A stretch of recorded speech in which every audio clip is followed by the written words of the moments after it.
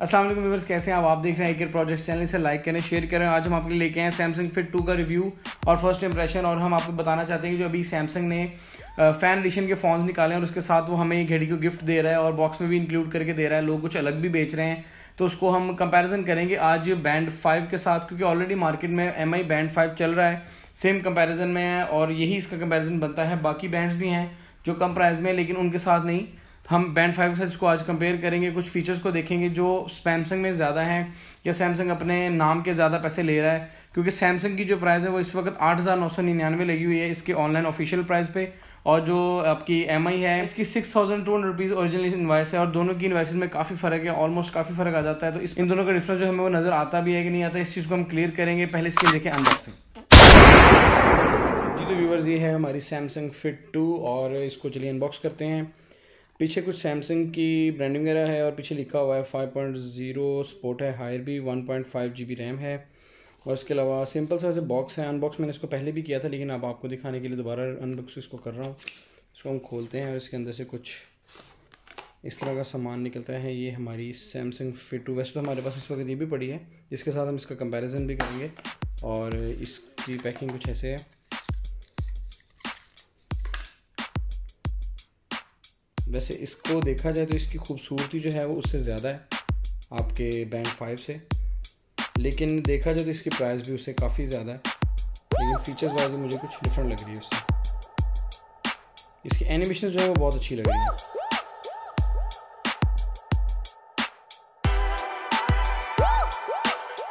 ये बैकवर्ड में बहुत ज़्यादा स्मूथ स्किन है इसके ऊपर से। आई थिंक सो ये गोरिल्ला ग्लास में ही आ रही है। ये भी परसेंटेज वगैरह, ब्राइटनेस वगैरह सारी ऑप्शन दी हैं इसके अंदर। उसके अलावा देख लेते हैं इसमें क्या डाला है इन्होंने बॉक्स के अंदर। और तो कुछ और नहीं खास, इसमें एक बॉक्स है। बॉक्स अंदर क्या है, इसमें एक आपको मिलती है इसमें सैमसंग क्विक गाइड, और उसके अलावा इसमें एक मिलता है इसका चार्जर, वारंटी कार्ड। और इसका चार्जर ऐसे हैं जैसे हुआवे का एक दफ़ा पहले आता होता था, हुआवे बैंड का, सेम टू सेम इसका वैसा चार्जर है। अभी जो बैंड 5 है उसका चार्जर जो है वो मैग्नेट वाला है, ये इसका क्रैडल वाला है। और ये उसके अंदर मैग्नेट की तरह तो नहीं फंसता, लेकिन वॉच इसमें लगती है। तो ये जो चीज़ है इसको हम लगा के भी देखते हैं। तो ये एक चीज़ ऐसे मुझे लगा कि यहाँ पे इसको चाहिए था कि ये मैग्नेट देता, क्योंकि अब नॉर्मल कंपनीज भी मैग्नेट दे रही हैं, तो इसको भी मैग्नेट ही देना चाहिए था। ये मैग्नेट नहीं है, ये सिंपल है। एक ये चीज़ मुझे डिफरेंट लगी, लेकिन खूबसूरती में जो है ये उससे बेहतर है। जी तो नाज़रीन, आपने इसकी अनबॉक्सिंग देखी और बैंड इस वक्त मेरे हाथ में है। बैंड नो डाउट बहुत ही खूबसूरत है, लुक लाइक, क्योंकि MI बैंड जो 5 है ऑलरेडी जो बाजार में चल रहा है उसकी भी लुक अच्छी है। लेकिन इसमें और इसमें जो मुझे डिफरेंस फील हुआ है वो ये है कि उसमें एक मैग्नेट चार्जर है, लेकिन इसमें मैग्नेट चार्जर नहीं है। इसमें पुराने क्रैडल की तरह एक इसमें डॉक लगाई है जो पीछे लगेगी और ये चार्ज होगा, जैसे हॉनर बैंड 4 में आता था।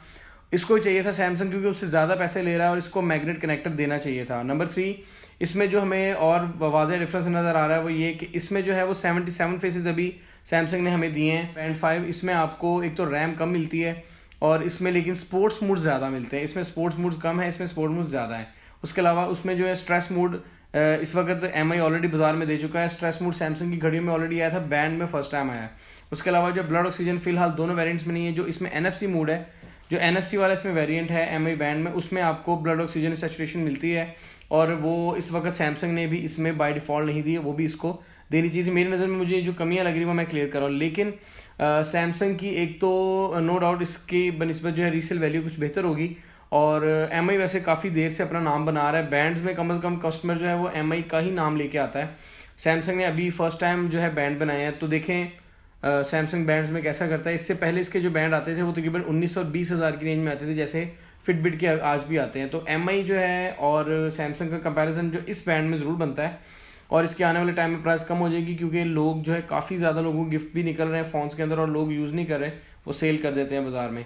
तो इस वजह से मुझे लगता है कि शायद सैमसंग की जो सेल है वो डाउन जाएगी बनिस्बत जो है आपके MI के बैंड्स भी बाज़ार में काफ़ी मिल जाते हैं, सेम टू सेम इसके बैंड भी उतर जाते हैं जैसे MI के उतरते हैं।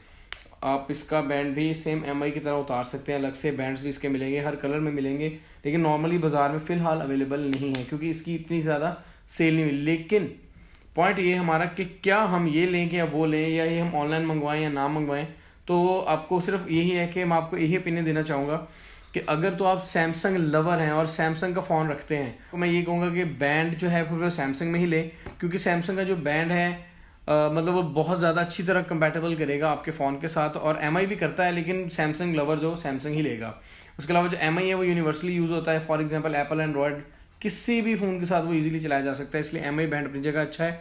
वो आपको और ये आपको अराउंड 2000 का डिफरेंस जो है दोनों में मिलता है ऑलमोस्ट। तो 2000 ये महंगा है और वो 2000 सस्ता है, इस वजह से आप कस्टमर पे डिपेंड करता है। दोनों चीज़ें इस वक्त एक्यूरेट हैं, दोनों ऑलमोस्ट एक जैसी हैं, लेकिन जो मेरा पर्सनल एक्सपीरियंस रहा है मुझे इसमें फीचर्स थोड़े से कम लगे हैं एमआई की बनिस्बत, लेकिन मुझे बिल्ड क्वालिटी सैमसंग की बहुत ही ज़्यादा अच्छी लगी है।